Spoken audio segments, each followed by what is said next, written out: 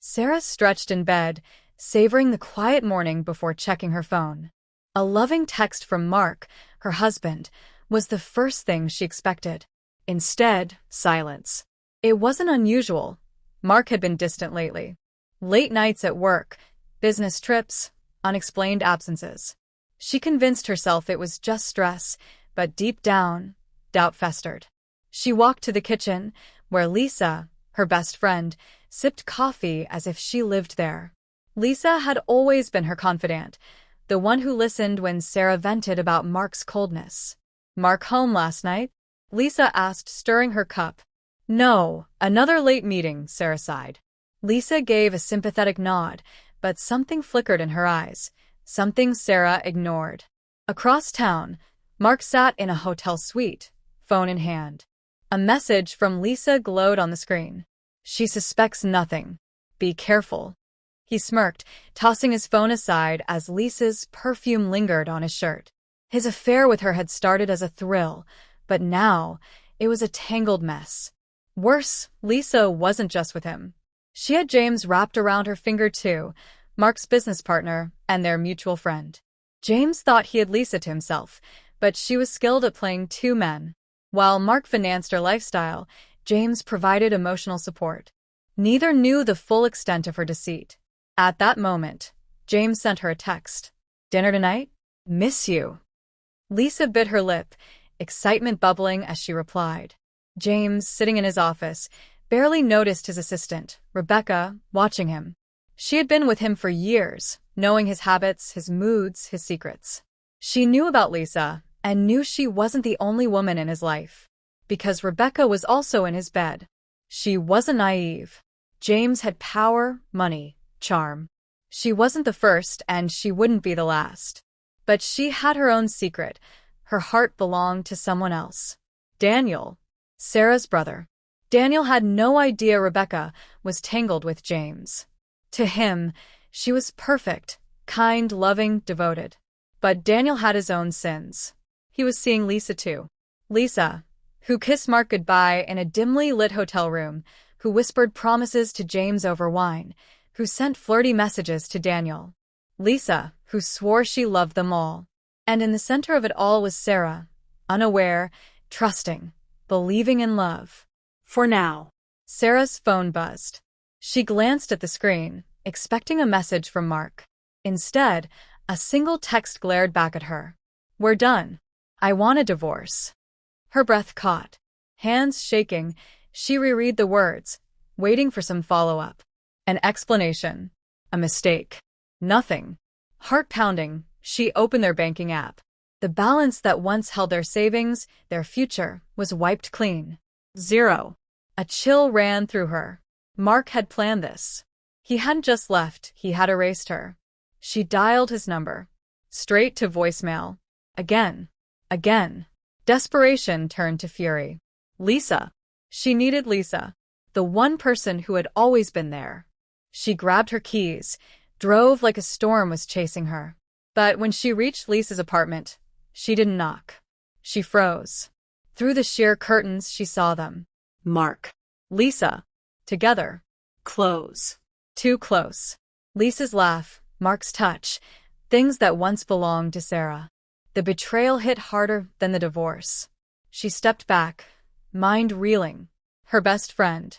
Her husband. How long? A door creaked behind her. James. His face was tight, unreadable. He had seen it too. "She played us both," he said, voice hollow.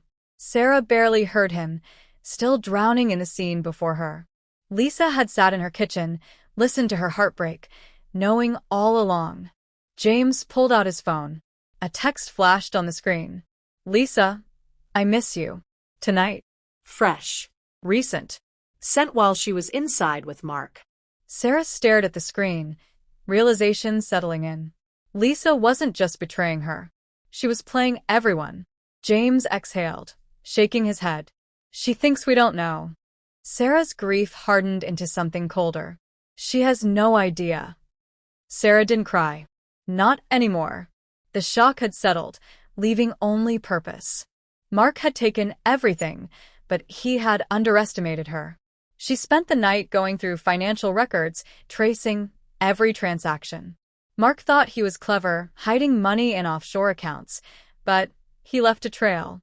Enough for her to take legal action. James was just as relentless. He called his lawyers, pulling strings to freeze Mark's assets.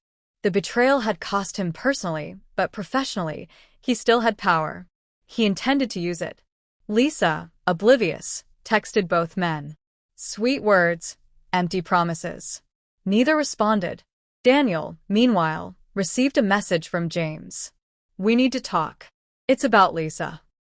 Confused, Daniel met him, only to be handed screenshots, messages, photos, proof that Lisa wasn't just with him.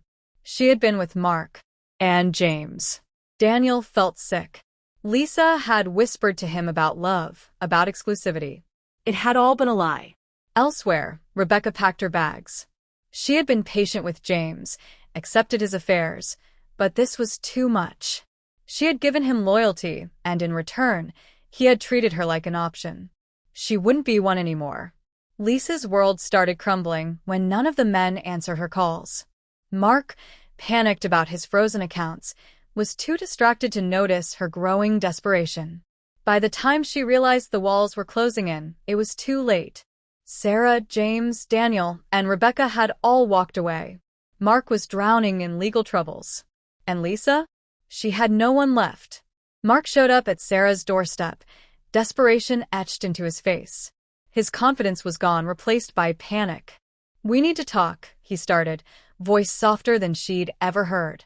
Sarah leaned against the doorframe, arms crossed. About what? The money you stole? The marriage you threw away? Or Lisa? His jaw tightened.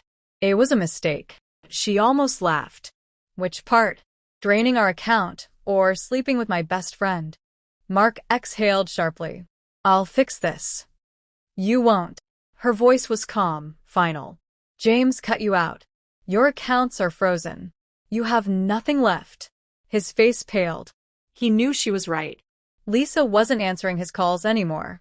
She had been so sure of her hold on everyone, but now she was alone.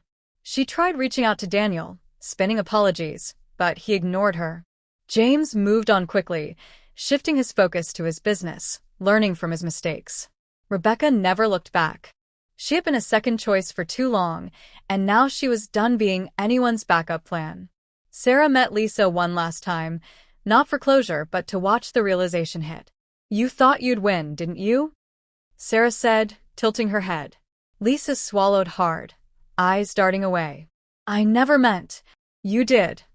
Sarah smiled. And now, you have no one. Lisa said nothing. There was nothing left to say.